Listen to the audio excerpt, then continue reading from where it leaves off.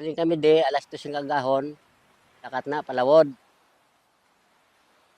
Pag abot na to sa lawod, ariya kami na alas 5, sing aga.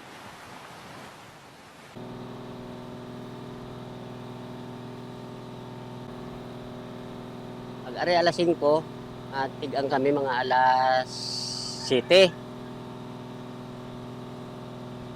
Tapos na tigang, mahaw. Pagka alas 9, batak naman na. Alas 9 sing aga, batak na na. Igo kami kapuli di, tag alas 3 naman sing hapon. Isang 18 anyos, nag-umpisa na ako pagpangasag. Pagkasupot, balik, kabakal ko pambot. Basta subong nga pangita ko, pagkasag lang pangasag. Ang lawod, ginaitsa namon kwarta, nga sila taba. Ginataba namon, nga pagpangita namon, mayo.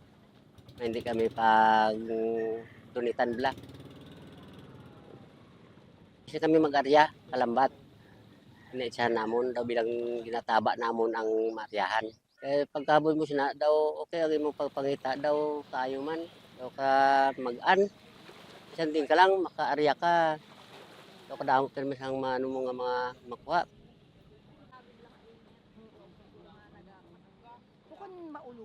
Depende sa makuha mo kay ang matuloy lang sa lambat. Ang manubo na mo ano tag 5 kilo.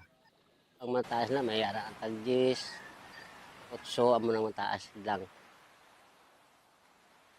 Kung kaysa may ara mga binulan nga daw maayo man, may ara mga daway man. Mga December, November na palay-palay gid. Pay gid na. Di ka kapalawod kay perti nga balod kay dagko sa kulan. Agosto, Siyempre, may nga ano na ano pangwa na. Kay ang hangin lumalinaw, pag gusto ang mga pambot palawod kundi nga area.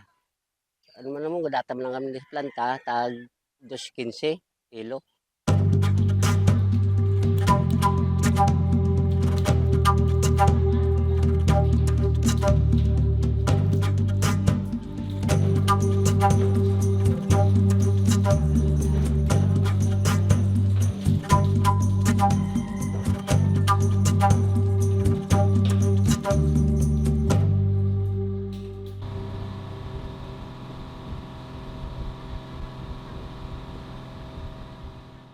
May ara kung kaysa nga makakita ka dagkong isda, gulpi lang matuhaw, may ara nga sari-sari lang makita mo. Pagkadugay madula naman. Daw gulpi lang gagwa, kag madula. May ara nga mga walo-walo, may lakad sila untay. Kung sa aton pa, untay sila pagbusok, mga inadlaw may mahangin nga maabot. Unos.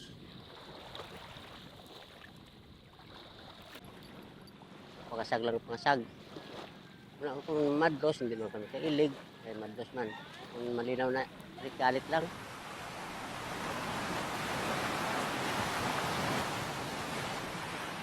Kami naman pangasag, doon na ano kami magkaon, daw nahilak. Kay mahal mo. Dahil kami nga sa lawod, daw nahilak kami magkaon, kay mahal. Kasi ikaw mo, hindi mo lang ikaon, ipakilo mo lang, marimedyohan mo. Ang pangasag, hindi man sila tama ang kabudlay. Ang sa pangasag, agwantan mo lang init, kung kagahon, galakat ka na, agwantan mong tugnaw, makapalawod ka lang.